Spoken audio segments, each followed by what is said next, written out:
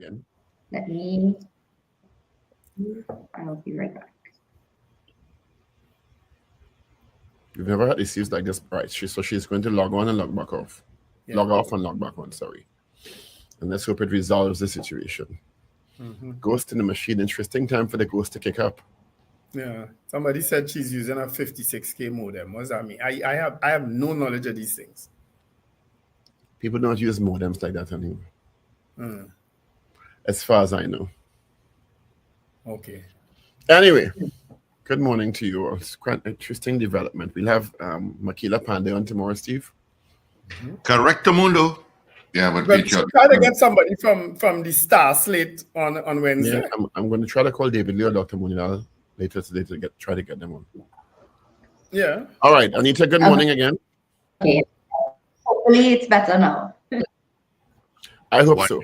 Good morning again. Hopefully, whatever is trying to sabotage our very good morning interview I wonder what that could be. Is that yellow you're wearing? You should take off that yellow.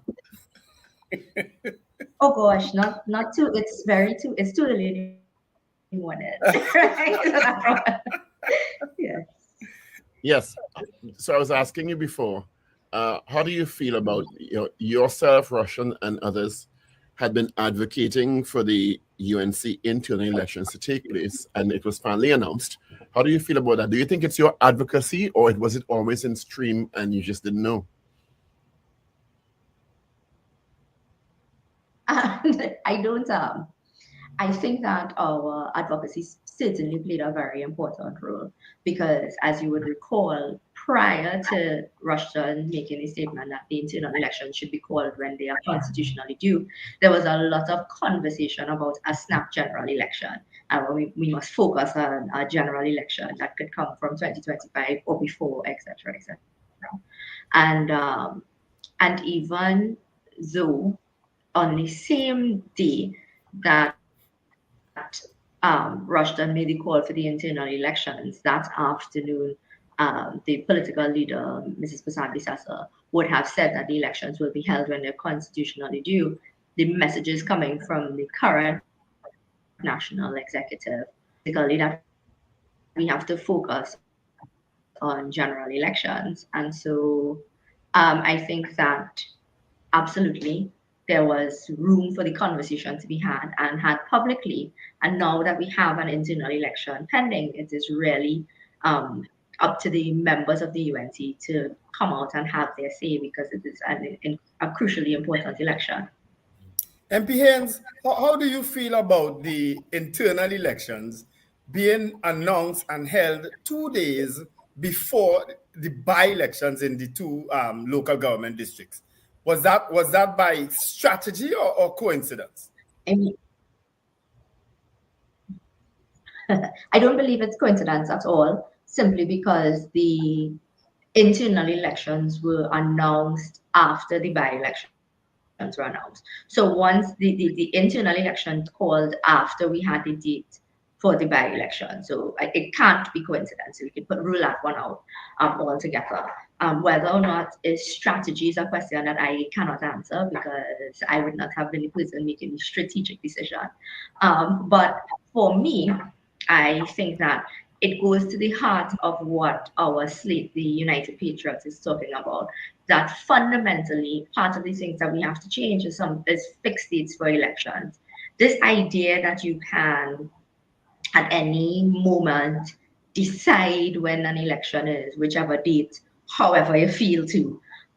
It's really something that I think is part of our politics of the past, that this idea that as an incumbent, one of the benefits you have is that you get to call the election date. And I mean this on a party level and on a national level. I strongly believe the only benefit you should have as an incumbent is to run on your record. What have you done for the people? And not that you have any strategic intervention for calling an election date. I think so that is one of the things that is firmly part of our policy perspectives going forward. Fixed dates for elections internally, and then once our party gets into governance, fixed dates for elections on a national level. I would have noted that yesterday, because I had a chance to listen a bit to Rushton Parry, that he would have dealt extensively with the performance of the PNM in government at this stage, and felt that the UNC as an opposition not taking enough task on the current government. However, on the other side, a salvo has already been sent your way in terms of Mrs. Prasad-Bissessa's response to Rushton Parry's invitation. Do you expect that it will descend into mudslinging?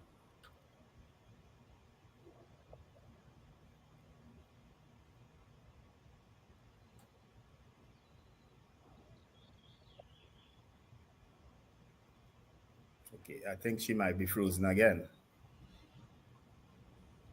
Like everybody freeze this time. Again, I'm not sure. I hope you're hearing me. I heard the question.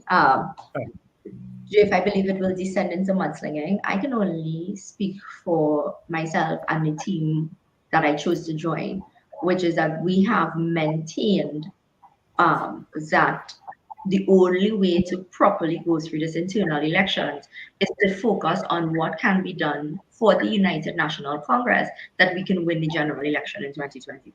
And I don't think mudslinging has any space in that goal. And what other people choose to do,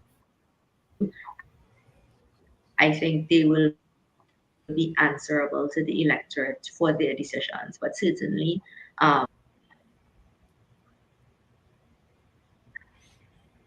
Anita, would you care to turn your camera off? Although we'd love to see you, but I think if you turn your camera off, we may get more bandwidth to have a clearer connection. Yes, I can. All right. Thank you. Yeah, either that or we do a phone interview, because it's an important interview. But we'll try the thing first, and then we'll, if it goes better, we will. Okay. Right. Are you hearing me now? Well, yes. Is it working Yeah. now? Yes, it seems that you're hearing me one time now. I can hear you. Yes. Yes. Yeah, so we're in real time with the audio. So let's work at this. Yes, We'd love to continue. All right. Why do you think there was such a pushback for the call, yourself and others, for the internal election to be held? So much so that I got the impression in some instances it was perceived as a threat to Mrs. Prasad-Bissessa's leadership. Why do you think that response came? I can't. I mean, from the very beginning, I think when I appeared on this show shortly after joining in the call for internal election, I said, I mean, it just didn't make any sense why the press releases spoke about it, their support for Mrs. Prasad-Bissessa, whose election was not up this year. It was not on the cards for this year that the persons who are currently on the national executive, and from what I have seen ahead of their launch, more or less the same persons running again, that their line to the public is that they should stay on because they support one person within the party. And I would have said that what is important to me is that the UNC members understand that a national executive of the United National Congress,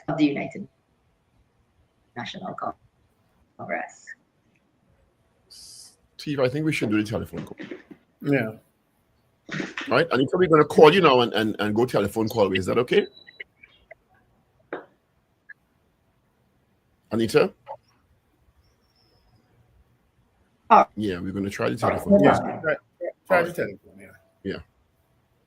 Yeah, it'll be much clearer in that direction. We won't have the interruptions and the internet is proving problematic this morning. Maybe there's a bug in the system. Internet in Trinidad and Tobago is the pits.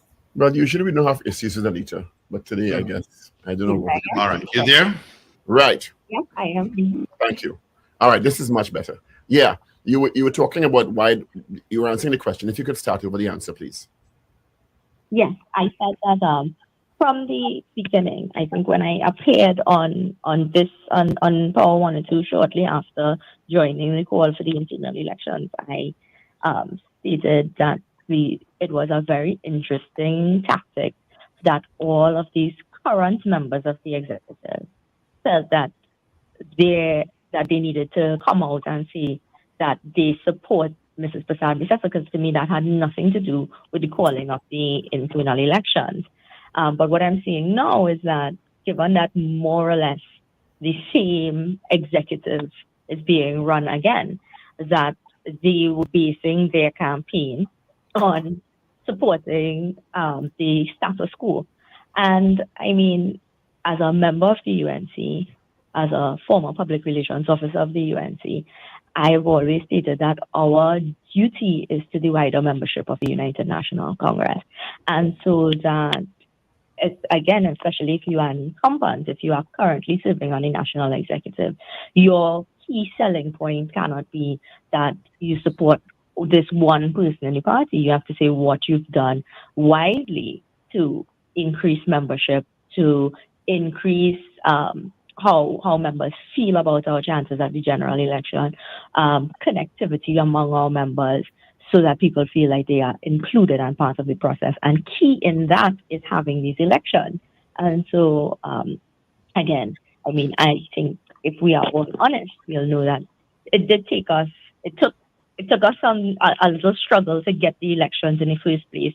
And now that they are upon us, and they are on June 15th, it is very important. And I don't know if you had heard my answer on the mudslinging question properly, because I know we were having our connectivity issues. But that is why it has remained so important to those of us who are on the United Patriots League to be very clear that this ought to be an election that is focused on what can be done to ensure a UNC victory in 2025. And if we focus on ensuring that our members are active and reinvigorated and in a space where they can see that changes will be made, because changes have to be made to come out of opposition. You cannot do the same thing over and over and expect a different result. That we will be, in a better space come 2025.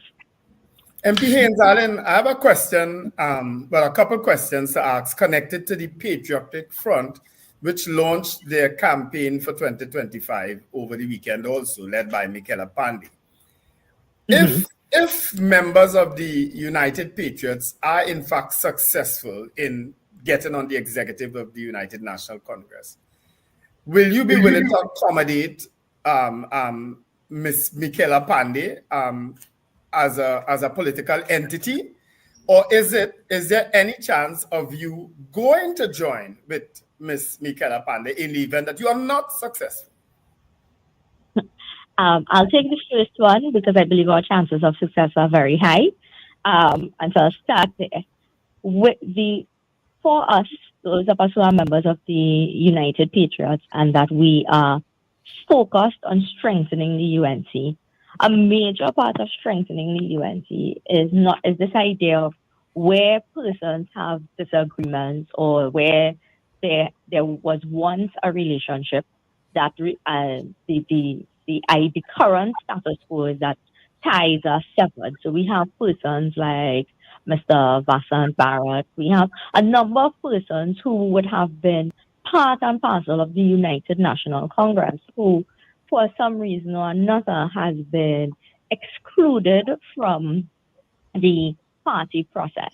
And so it's really less of an idea of an accommodation, but more an idea of, in strengthening the UNC, what we have to do is look at rebuilding ties and finding a way to welcome more people under the umbrella of the United National Congress. Because political organizations, political parties ought to be about building, increasing, securing more members, and being persuasive so that people can see and get that sense of hope that there is something to come forward and join and be a part of, a movement to be a part of. And so in terms of any specifics with Ms. Pandey or anybody else, I mean, it would be premature to discuss that, but key part of our messaging is an understanding that the UNC we cannot just exclude people, but we must come together, find a way to build and strengthen our relationships ahead of 2025, certainly. Are you comfortable, or is your state comfortable with the mechanisms in place for a free and fair internal elections? There have been some concerns raised about that in the past.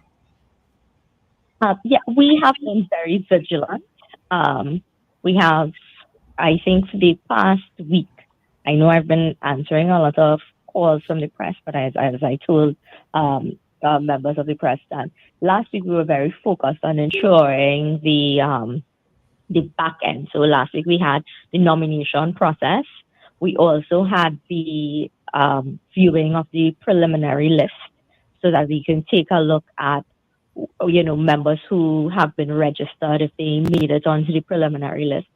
So far, these things has been smooth. Maybe not the most efficient or effective process, but certainly smooth. And we are taking this one day at a time. If something comes up, I think everybody on the team has been known to be very vocal, so we will not leave it unattended. I think there is a key concern as well with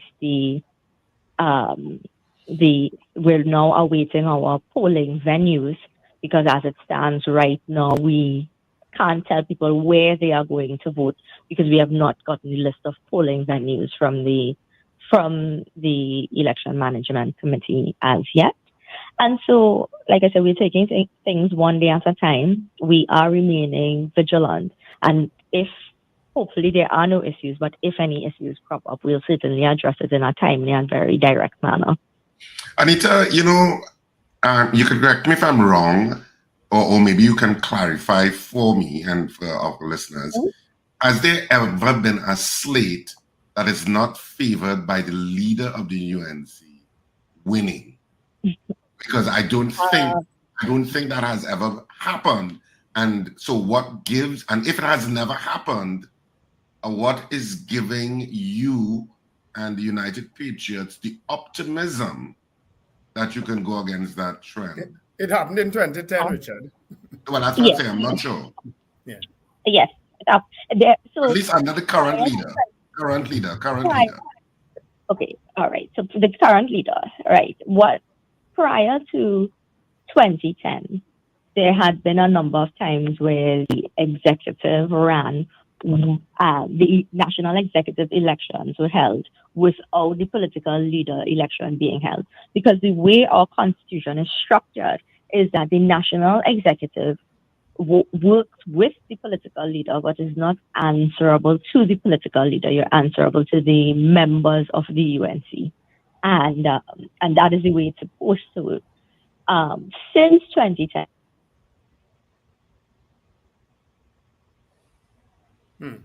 I actually heard that wavering of the call. Did she lose? Well, something up. If it is the phone and somebody wham the SSA kicking out. Well, boy, I don't know. Come on. You're very quick to jump to these theories, Paul. Well, who is trying to prevent Anita Haynes? We've never had a problem talking to Anita Haynes before. Yes, we've never. All of a sudden, can't get internet, can't get telephone call. Really? Nah, man. There's no such thing as a coincidence in the universe. Eh? True. Really? I subscribe to that, Paul. Nothing in the universe is coincidence. And he of all know that what's his name? What's his name in the play? Mike? Is Mike? Mm-hmm. Mike of all people know that. Mike Nothing get a come upon in that play there. Mike get a shock that a lot of men can't handle, Some universal thing happened by Saturn and Jupiter that send down and zap the telephone call. Mike said, let me wipe the slate clean. Something up. Nah, this is still different today. Still different today. Nah. Mike fall back all over in love again. And you tell you back? No, I can't even get it. All lines are busy. Some subterfuge is up with Anita. No. What do you call the acting attorney general? He's the minister of public utilities. He's called the acting attorney general. Something wrong. And he's in charge of TSCT too, not so? But he has to fix this. Marvin Gonzalez, fix this. He's the line minister for TSCT. He's not in charge of TSCT. Well, you know what I mean. Well, while we're waiting for Anita, while we're waiting for Anita to come back on, I just want to say thank you for all of the people who came to the Central Bank Auditorium over the weekend to see Love is a Walk. And of course, our next stop on our Love is a Walk tour, so to speak, is Tobago, where the play is actually set. Oh Lord, So we're imagine. actually going to Bago on June 8th All right, here at she is. 8 p.m. at the Shore Park Complex. So give me a Anita, moment. Hi, welcome back. Anita. Welcome back for the third time. Yeah, that's okay. I mean, if this interview doesn't show any, it shows our resilience, if nothing else. Can I ask what constituency you're presently located, if it doesn't put you at risk? Sabagate. I'm at Gasparilla. Just making sure everything is all right. It seems the forces are trying this morning, but we shall not let them prevail. If you can continue with where you stopped. Yeah, you're talking about the systems in place here. Go ahead, please. Yeah, the word Paul used that's not there. Prevailing. I know that would have instigated a response from you. Oh yes. No, I was discussing we were discussing whether or not what gives us the confidence, given that we are a national executive that does not have the support of the political leader. Now, I will also say that in terms of proper procedure, while Mrs. Prasad Bisasa certainly has a right and a space to, as a member of the United National Congress, have to vote any which way she sees fit, as the political leader, not on the ballot, I think it must be understood that whoever wins, that the office of the political leader and the offices of the national executive must work together to ensure victory in 2025. And so that I think that it would be much more fitting and very much more responsible if the office of the political leader plays no part in this election, because if there was a desire to play a part in the election, there is a mechanism by which the political leader could have put herself on the ballot. But that decision was not made, and therefore it is the responsible thing to do for the UNC to not play a role in the national executive elections more than being a member and casting your vote. But beyond that, you really ought to let the elections play out unencumbered and allow members to have their say. MP Haynes, if I remember carefully, in 2010, Dr. Munilal was on Mr. Pandey's slate, and he That's still correct. got elected. Correct. I mean, interestingly enough, having seen the slate, the only person who has run against Mr. Bisasa twice at this point is Dr. Munilal, 2010 and 2015. And so he's on the record as having officially challenged to leadership. And so I find that to be a very interesting space to find himself in right now. Because again, this is an election that is for the national executive. The national executive forms 3 deputy political leaders, the chairman of the party organizer. And despite what has happened with the incumbents, these are very important roles. And once they are active and playing their part, again, understanding that their role, their duty is to the members of the UNC. So, for example, you have 3 deputy political leaders. Once the executive is functioning properly, one ought to take responsibility for field operations, mobilization, etc. One ought to take responsibility for our parliamentary readiness, our local government readiness, etc. In terms of advocacy on that level or representative advocacy. And one ought to take responsibility for party communications, much like you would have vice presidents in companies, etc., dealing with certain day-to-day aspects and reporting to the executive, yes, but also reporting to the membership by ways of our National Assembly, our Congress, etc., so that you are taking the time to keep the members informed of what's going on with the party. You ought to have a party organizer that deals with the membership committee that can report to our members how many new UNC members there are, whether or not our list is constantly updated, so that when an election is called, that you are not now trying to figure out where your UNC members are, how to get them involved in the election process, etc. That these ought to be streamlined processes once the executive is functioning and understanding what their role is. And I think that has been lost on this current executive. And I mean, they have shown the public that themselves by showing that when the call was made for an internal election, those persons who sat there, who faced an election to hold that position, vocally spoke out against an election. And I thought that, I mean, in and of itself, showed where the mindset was. But that, in a sense, kind of ties in to what I would have asked Anita, and I don't know if you could be a little bit more clear in terms of the directness of what I asked you.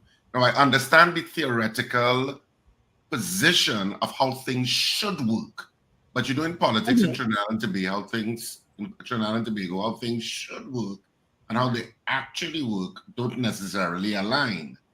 And a lot of the times, leaders of political parties do favor a particular slate and indicate so in different ways. Sometimes subtle ways, sometimes not so subtle. And obviously, from the optics that currently play out, this slate, the United Patriots, is not necessarily favored by the current leader. So why are you so optimistic in terms of the party, and obviously the party membership has generally aligned with the leader in terms of how the party has functioned thus far, or whatever the systems and how they practically work thus far. So why are you so optimistic? What has changed so substantially that you believe that United Patriots, even if not sanctioned by the leader, can win? Because we have a one-man, one-vote system in the United National Congress, so that each vote is weighted equally. And I have been in touch with UNC members, persons who can vote in this election. And I can tell you that right now, what is prime on the mind of the UNC member is that we really do not wish to spend another 5 years in opposition.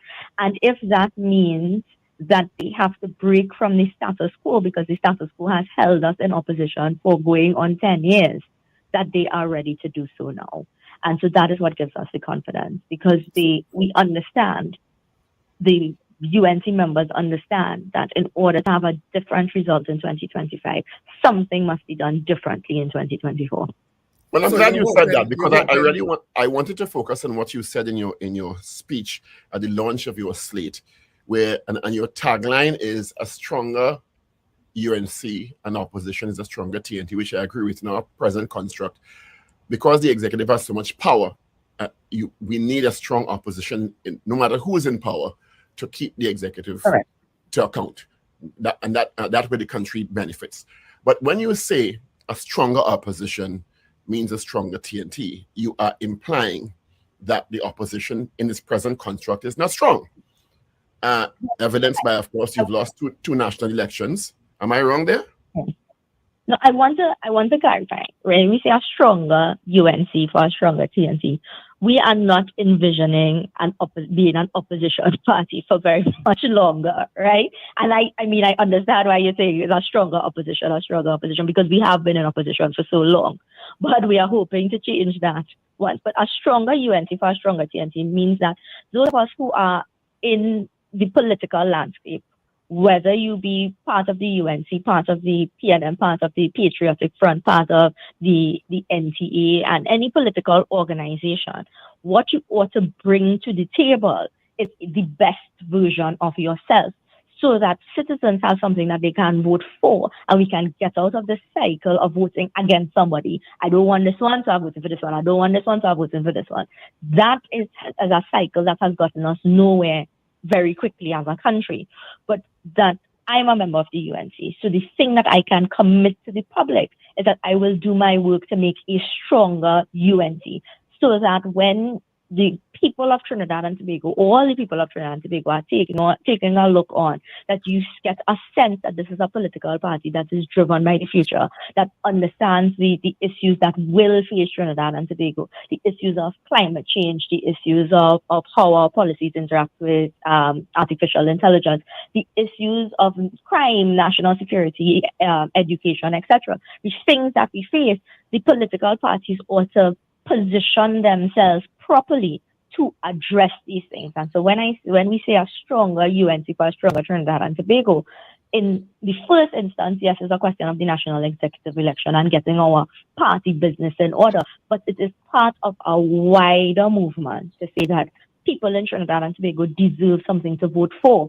Well, And I'm glad you said that. Put a pause. But when you say a stronger UNC means a stronger TNT, strong opposition parties present themselves as the alternative to who is in power now. And the UNC has not been able to do that for 2 full political cycles. So because when an electorate sees a strong opposition, they usually vote them into power, or the strongest version of the opposition, they vote them into power as the alternative to what's in power. It means that there is something that the incumbent, the opposition, is not doing. What if you would say a stronger UNC means a stronger TNT is wrong with the UNC now that needs to be addressed or corrected? Yeah, correct. Well, again, I think that our policy direction needs to be refined. Our party communications absolutely needs to be refined, and the way we engage with the public. And so that the current way we engage with the public, it's, our political platforms, the Monday night reports, etc., that we have to find a way that there is certainly a more interactive approach to the public, and that people across the country feel much more included in the decision-making process. And all of these things are outlined in the things that we would do differently. And so, as I said at the launch on Saturday, that our movement is one that is interested and grounded in improvement, in rebuilding. And so it is not to just discard what has happened, but to find ways to improve. And so, I said it on Saturday, no one can say that this is the best version of the UNC, because if we were operating as the best version of the UNC, it would be clear that we would be the next government, and it is not clear right now. And I think that's part of the reason that this change has to happen, and has to happen quickly. MP Haynes, let me ask this question. It's a very hard question to answer, but I want an answer. Well, I would like to have an answer.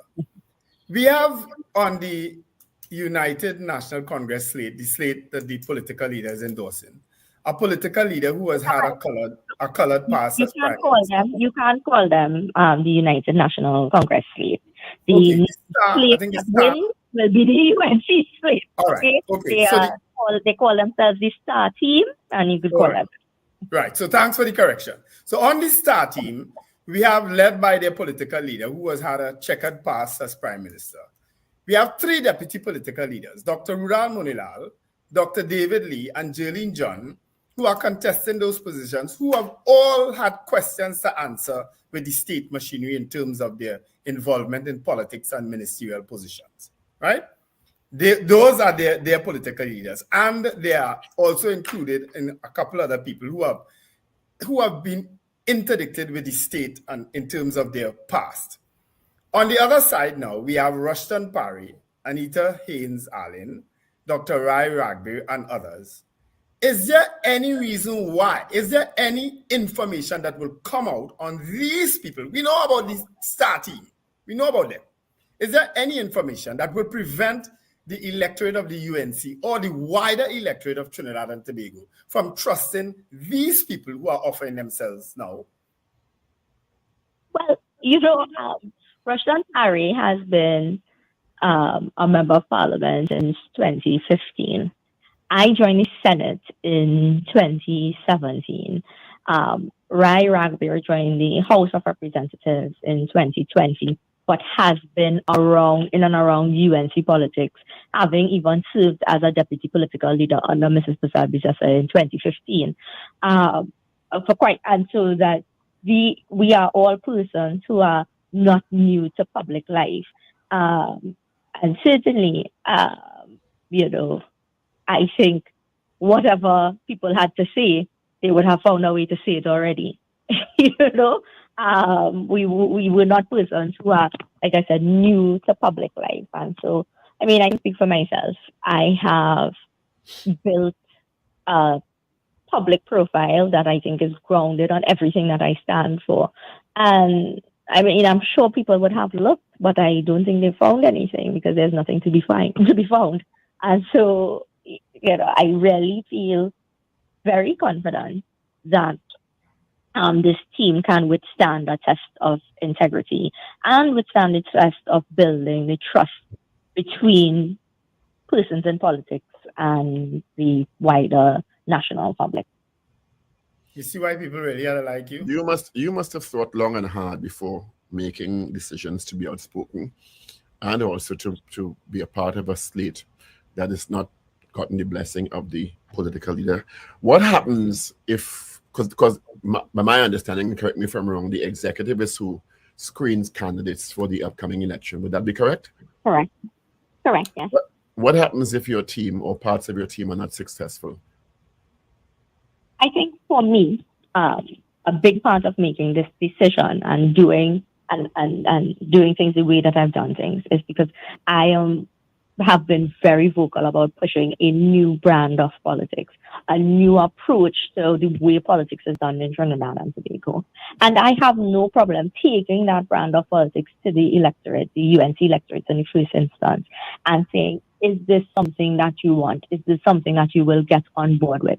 And they can say yes and they can say no. And if they say yes, well, we'll continue to do the work. And if they say no, this is not what we want at this time, I will accept that and I will re-engineer my space in public life so that I can find better ways to be useful. But once you exist in the political landscape, you have to be constantly aware that if you are promoting something and this is what you get the buy-in for it, you continue to do work. But if you don't get the buy-in for it, then you have to, I guess, find another space where you can be productive. I think we lost her again. Are you answering on behalf of the MP? I was just kind Following of a finishing trend of thought. This is unbelievable. Finishing the thought. The Tabakeet. I get where she was going. Where was the thing they had running around Tabakeet? What the young boy was talking about? And they had to put lavender and salt and all kind of thing and all kind of thing around the place. Remember, it wasn't in Tabakeet. They had a little thing running around the place. We forgot to take calls in the first Are you hour. talking about the buck? It was the buck. We have to make up for tomorrow. It was a buck. We have to do what, Paul? We forgot to take calls in the first hour. So let's take some calls. Yeah. Well, Anita is back online. This is unbelievable. I am back. And I think, no. I think the line, it was telling me to be much more succinct with my answer. But to be clear, if the people say, yes, this is the type of politics we want going forward, this is what we want for 2025, I will happily continue to do the work. Beyond that, I will accept what the members say on June 15, 2015. And if it is that they have chosen to keep the status quo, I am very prepared to accept that going forward, there may not be a space for me simply because I am preaching a different message. How does all this affect? Will you be willing to take some calls, Anita? Yes, that's not a problem. Okay, so we can open the lines while Paul asks his questions. How has this affected the operations inside the House of Representatives? Because I'm sure there's some tension. Well, we are about to face the mid-year review. So certainly we would have to come together, caucus properly, and because this is dealing with the public accounts. So I think that will be the first and most important test of our political maturity. Since then, we would have had private members, the persons would have been there. So in terms of the day-to-day operations, while there may be tensions, I don't think it has affected us, but we are going to face our truest test when it comes to the mid-year review and getting ready for it, because that takes place on June 3rd, the first standing finance committee, and June 7th for the debate. All right, so we're opening up our lines. 222 talk, 222-8255. North Americans, 866. All right, got our call here already. 1099. Good morning, Good caller. morning. Good morning to the panel and your morning. guest, Mrs. Anita Haynes. We know that the political leader of the UNC has the final say when it comes to screening for a general election. If Anita Haynes' slate is not successful, and most likely we don't know how that will go, but if they are not screened and selected for the general election, what's next for Mrs. Haynes? Thank you. I think she just answered that.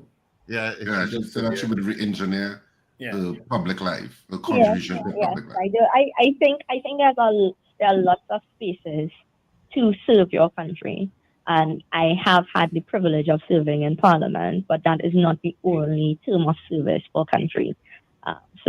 And I'm very comfortable with that. But I will say, because to me, what is most important is standing for what you believe in.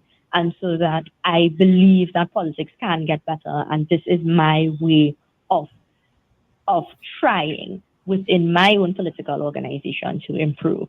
And it is now up to members to say, yes, we want this improvement, or we prefer to stay the same. Good morning. Alan, if nobody told you before, I'm going to tell you this morning, the doors of the People's National Movement are wide open. Good morning, caller. You're part of the executive there, or what? I am listening. Well, you know, the thing is, I would say that it is equally important for persons who consider themselves to be card-carrying members of the PNM to make a similar stance and say, listen, we can improve our political organization too. This idea that you are above improvement is part of the reason I find it very difficult to look at the doors. But I'm not one of them, Ms. Haynes Allen. I speak openly all the time. But very good, very good. And the more people who exist within political parties, who understand that you can exist within political parties, but stand for your country, I think we'll get what we are looking for in terms of the Trinidad and Tobago. We hope to see if we get more people doing that. For sure. Apologies to the caller just now. Ms. Yeah. Haynes Allen was answering while you were on. Sorry. Yeah, while he was on. We take a couple of calls as we head towards 8 a.m. to talk to 8 a.m. So we have to, 8 a.m. already? Okay. We have to end it here. Anita, thank you so much for being with us this morning. We appreciate your time and your contribution.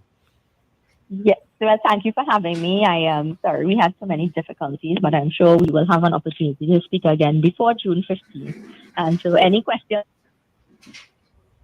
Listen to Miss Michaela Pandey tomorrow. Yeah? We are interviewing her tomorrow. Listen to that interview. MP is there still? Something up this morning. Something.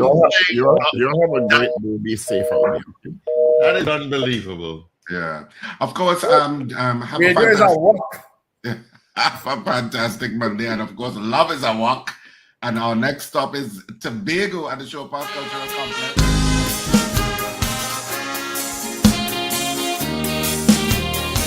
Trinidad Rio.